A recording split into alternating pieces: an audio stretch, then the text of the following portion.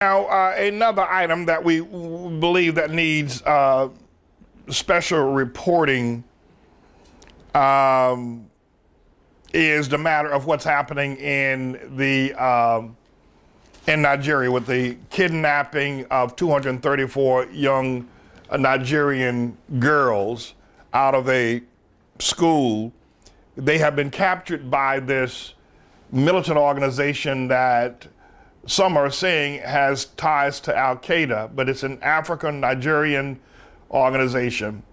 And a couple of weeks ago, they, in the northern part of the nation of Nigeria, armed with AK-47s and military jackbootedness, surrounded that school, killed several of the leaders and principals, the older women, took all the young girls ranging from age 9 up to 18, and carted them off in major trucks like cattle. And they've gone where nobody knows, or at least there's been no accurate reporting about where they have gone to. But it is believed that most of these young girls, well, I think 50 of them have been killed. It's believed that the balance of them have been sold as brides to, I'm not sure whether just African men, and I can't imagine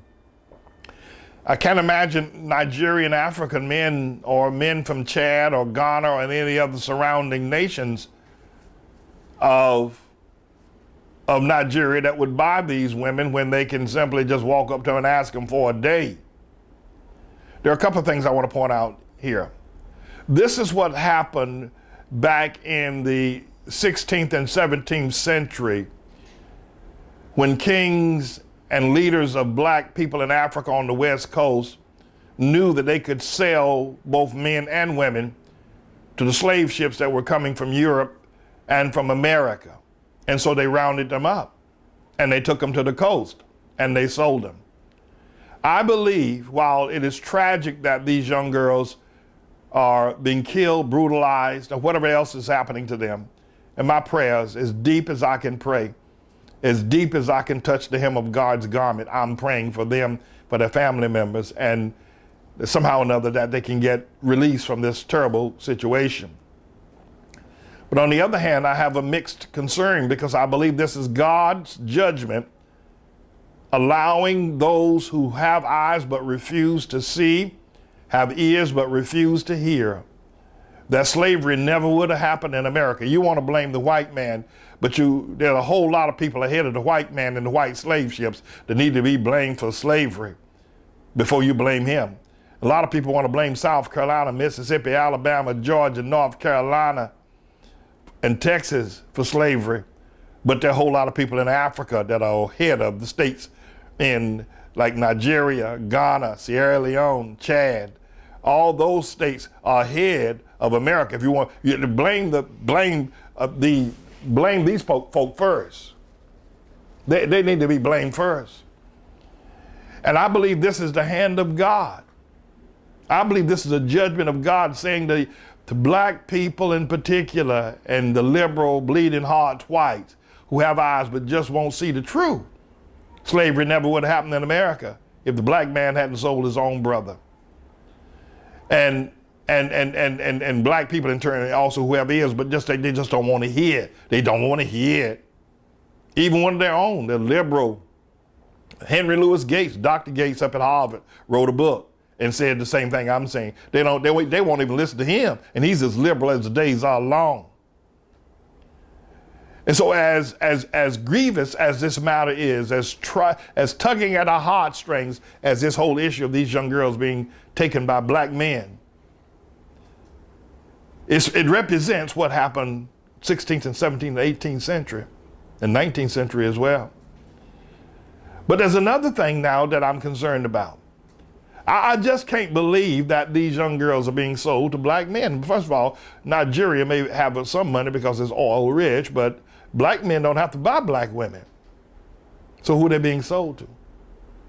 Are they being put on ships and being sold to Muslims or to wealthy people in Saudi Arabia, wealthy men in Saudi Arabia who got a taste for black girls' flesh, young and tender? Or they're being sold. I know they're not being sold in European nations. As much as Europeans do what they do, they would never condone that.